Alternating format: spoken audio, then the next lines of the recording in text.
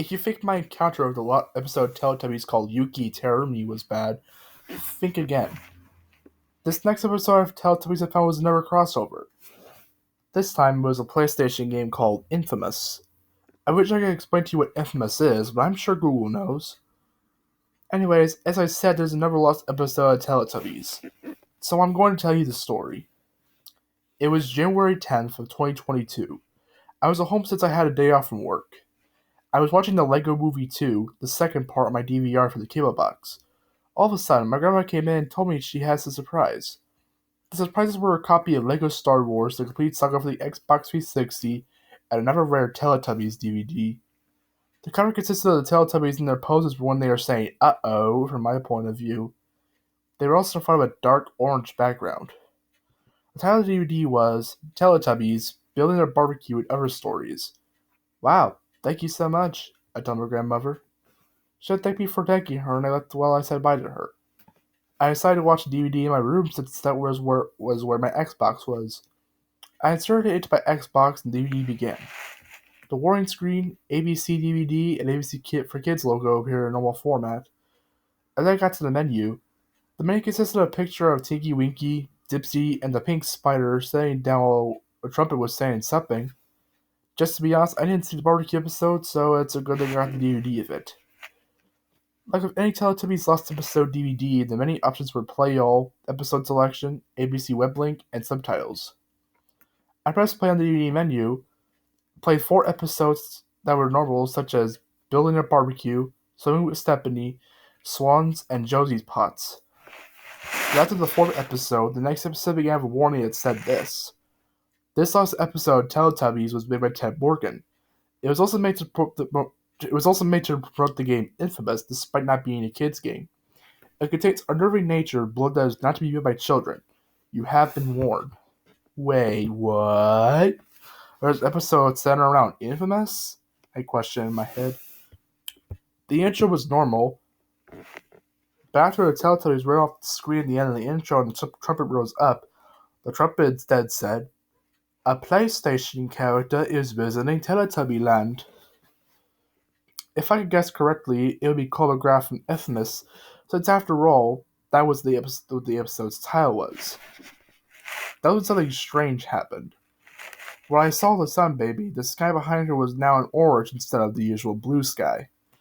The first second then finally began. Dipsy was walking around in a field until he looked at the camera. "Uh-oh," Dipsy said.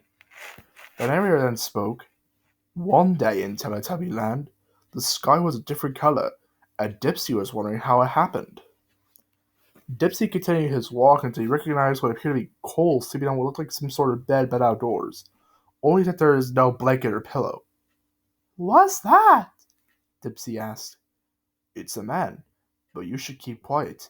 It looks like he is trying to rest," the narrator responded. All of a sudden, the man resembling Cole began to wake up. He was doing some groans, and then Cole said, Where am I? This is Empire City. It looks all flowery." Dipsy then said, "Hello," to Cole. "Who said that? Don't come closer, I'll zap you," Cole said. Dipsy began whimpering in fear after he heard that. Cole soon noticed this and said, "Hey, it's okay. I'm just a strange person around here." Dipsy then calmed down after he said that, and then Cole asked, "Can you tell me where I am? Because I don't know what this place is." Then the narrator said, "You are in Teletubby Land, Cole." "Ah, I see," Cole said. "So it's a childish land." Just then, Tinky Winky, Lala, and Poe came out and saw Cole. "Human!" Poe said. "Are these your friends, Dipsy?" Cole asked Dipsy. "Special friends," Dipsy replied. I was curious of why Dipsy wasn't questioning the orange skies until it appeared. All of a sudden, the windmill began spinning like it always would, and the quartet said, "Uh-oh," like they always did. Cole watched them run to the hill and then said, "Maybe there's some food back in that place of windows over there, because I'm getting hungry." Cole walked over to the Teletubby house and showed the Teletubbies going up the hill for the TV event. Poe was selected as the TV event showed a view of what appeared to be Empire City from Infamous at night. only that everything, especially the humans in the city, were animated the same style as the game. Suddenly, two girls who appeared to be between the ages of 8 to 9 appeared on screen. They went to the Teletubbies and said they were visiting a toy store across the street. They went into the toy store and saw a good collection of toys. When they got out of the store, they went over to what looked like the ocean. As they saw the water, a damaged police car and damaged taxi drove behind them. The appearance of the two damaged vehicles had a loud boom to it. The two girls jumped and screamed when they heard it. I jumped too because how loud the sound was. That was when I saw what appeared to be the Reapers. They had their usual outfits as seen in the first infamous game. The girls ran away from the sight of it as the Reapers began chasing after them. After 15 seconds of running, the Reapers finally began to shoot at the girls. What made this scene more disturbing was that the girls made blood-curdling screams as I could that they were bleeding. Instead of showing the Teletubbies being scared, it showed the Sun Baby as the screams of the girls and TV event faded out. The Sun Baby was dead silent like in that other lost episode Teletubbies I saw. Then the second segment began as it showed a shot of the Teletubbies house in the sky back to normal. It went to the inside of the Teletubby house with only Cole inside. The narrator said, "One day in Teletubby Land, Cole was looking around. He was seeing how everything works in the house. He went over to the window and saw the Teletubbies were playing a game of tag. I bet those guys are having fun. They're fun," Cole said. Cole then walked over to the Tubby toaster and began looking at the design of the toaster. Just then he looked at the camera while asking the narrator, "How does this weird toaster work?" The narrator responded with, "There's a button on the right." "Thanks," Cole said as he saluted. He pushed a button on the toaster and the toaster began showing 5 lights as usual and 4 pieces of toast came out. He took the toast to the table and began sitting down at the table. After he finished eating, he got up to stretch his legs more.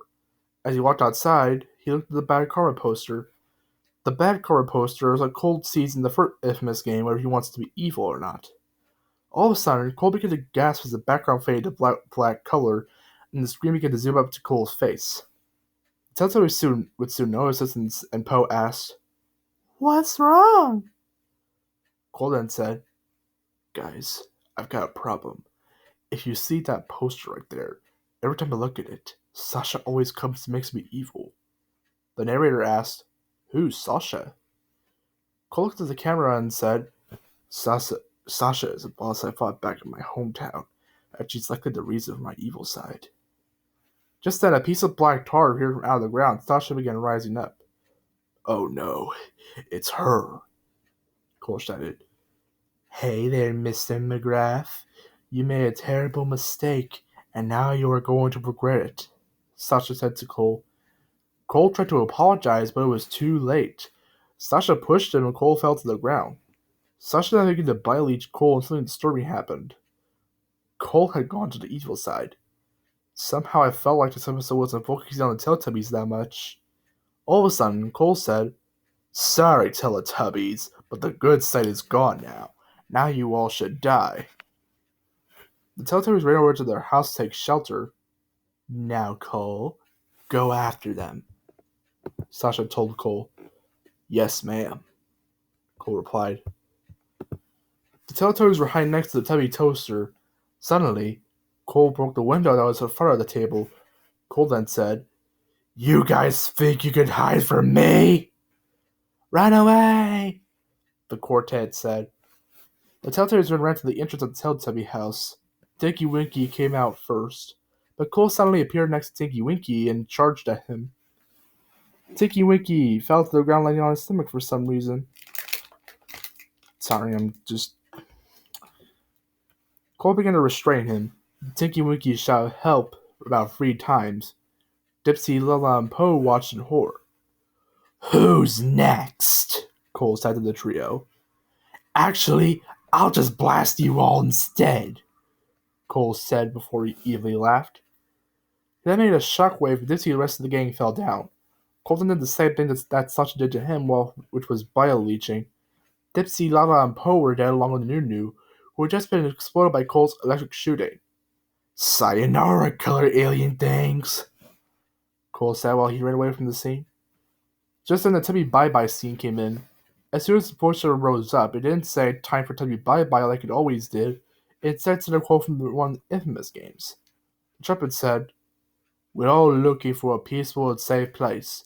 Maybe there is no safe place, but we keep going no matter what's waiting for us down the road. We don't stop living. During this scene, the Sun Baby could be heard crying similar to the last episode of Teletubbies called Galactic Battles. It then showed the top of the Teletubby house Evil Cole walked into the view and looked at the camera. He then said, "I have done what I came to do. Goodbye for now." He jumped into the hole as the credits swirled on screen.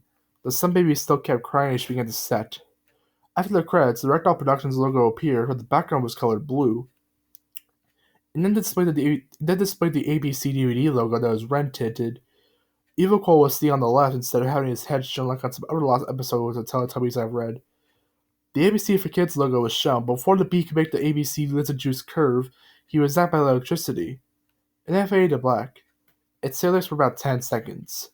Before I hit the eject button on the Xbox, it displayed one more thing. It was an end picture of Cole from PlayStation All-Stars Battle Royale. His appearance was part of his level fairy power cutscene where he becomes the Beast. However, rather than his eyes being white, his eyes were instead black with no pupils, and he had blood rolling out from his mouth.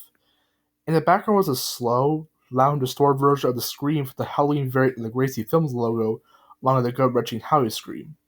Those screams, along with the picture, scared the daylights out of me.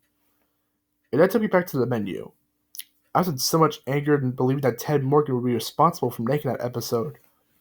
I took the DVD out of my Xbox to my grandmother about the DVD. She said that instead of smashing the DVD, she would keep it to know who was responsible for making that abomination. My advice is to never find a rare Teletubbies DVD. Because who knows? Maybe there just might be a lost episode lurking on it. The end.